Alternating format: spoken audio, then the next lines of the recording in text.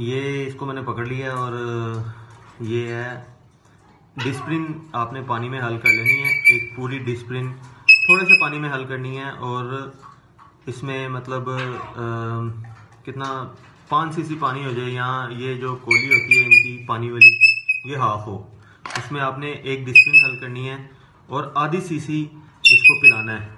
ये पाइप के ज़रिए आराम से मतलब पी लेगा, तो इसको इसके ज़रिए पिलाना है ताकि इसकी जो बीमारी है वो ठीक हो, क्योंकि ये खुद से नहीं पी रहा, खा रहा ज़्यादा। कोशिश है कि ये इसको जल्द से जल्द ठीक कर देगी। एक शाम को वो देखें इसने पी लिया। तो बाकी इंशाल्लाह नेक्स्ट वीडियो में इसकी आपको कंडीशन दिखाऊंगा। उम्मीद है कि ये बहुत बेहतर होगा।